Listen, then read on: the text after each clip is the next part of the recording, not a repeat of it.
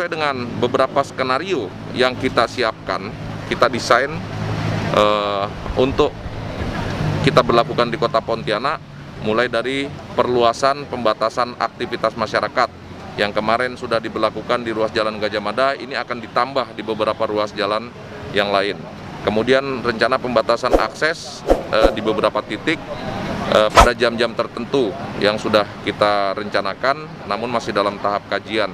Yang berikutnya lagi ada rencana ataupun skenario pemberlakuan jam malam. Karena kalau kita lihat aktivitas masyarakat selama bulan puasa ini ada peningkatan mulai sore sampai dengan malam hari. Ini yang akan kita lakukan dan malam ini akan kita uji cobakan, yakni pemberlakuan jam malam dimulai seharusnya pukul 21 ya, mulai pukul 21 sampai dengan pukul 3 dini hari selama 6 jam. Namun karena ini hari pertama, perlu kita sampaikan cara bertindak kepada seluruh personil, akan dilakukan pembatasan aktivitas. Yang pertama, pembatasan aktivitas di ruas Jalan Ayani, mulai dari Simpang Pajak sampai dengan Bundaran Digulis, itu akan kita batasi. Kemudian aktivitas masyarakat di wilayah kota dan barat, diantaranya Jalan Merdeka, kemudian Jalan Sungai Jawi. Kemudian pembatasan aktivitas juga di Diponegoro, Flamboyan, akses ke Gajah Mada, kemudian aktivitas pembatasan juga di ruas Jalan Tanjung Pura, ya, baik dari Simpang Garuda yang akan menuju ke alun-alun, demikian juga sebaliknya.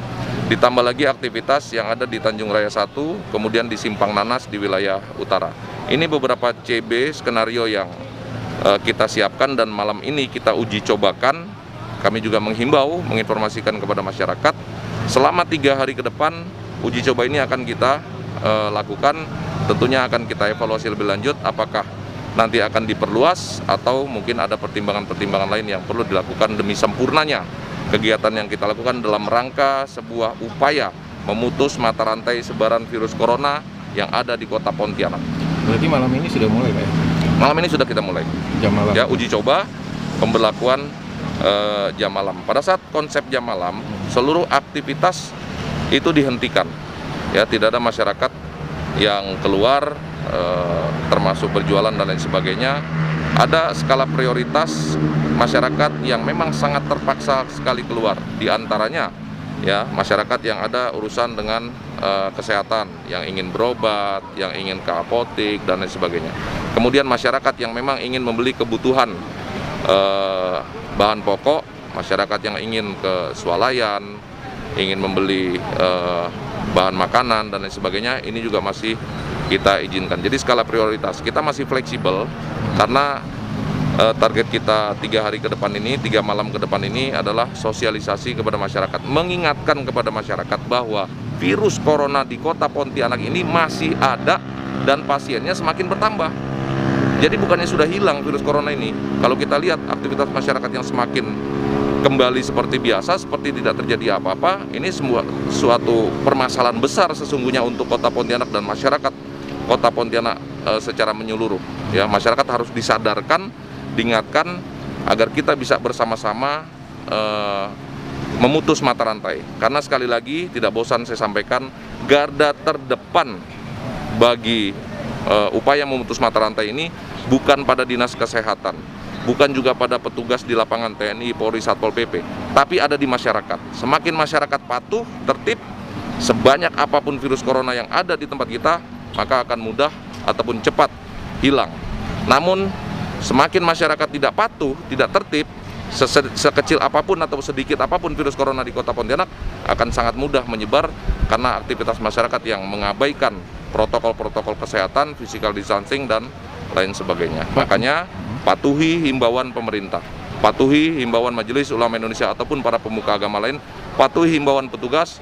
Semoga kita semua bisa segera menyelesaikan wabah, musibah yang ada di Kota Pontianak dan kita bisa beraktivitas seperti sedia kala. Yang pertama, malam ini kita membuat 2 CB cara bertindak. Yang pertama, pada simpul-simpul ataupun simpang-simpang jalan tertentu kita tempatkan personil untuk memblok ataupun mengalihkan kendaraan. Yang kedua, juga akan dilakukan penyisiran Aktivitas masyarakat yang masih berada di luar, ini lakukan penyisiran, akan kita tanya tujuannya kemana, karena mohon maaf, ini juga perlu kami sampaikan kepada masyarakat. Hasil pantauan kami beberapa malam, aktivitas masyarakat yang keluar malam, ya, ini lebih banyak aktivitas masyarakat yang tidak punya kepentingan, ya, bukan alasan untuk pekerjaan, bukan alasan lain-lain, tapi hanya sekedar keluar rumah. Nah, ini tentu hal yang sangat jauh dari dikatakan penting. Oleh karenanya kami menghimbau, menegaskan kepada masyarakat yang tidak ada kepentingan, silakan berdiam diri di rumah. Kalaupun memang sangat-sangat terpaksa harus keluar, wajib menggunakan masker. Personil masih tetap kita kerahkan personil dari Kodam 12 Tanjung Pura, dari Polda Kalimantan Barat, dari Kodim 1207, dari Polresta Pontianak, dan juga Satpol PP baik provinsi maupun Kota Pontianak. Total 527, ya, 527 personil kita sebar di 6 kecamatan, di 6 titik, di beberapa titik yang kita siapkan atau kita bagi untuk melakukan cara bertindak yang tadi sudah kami sampaikan.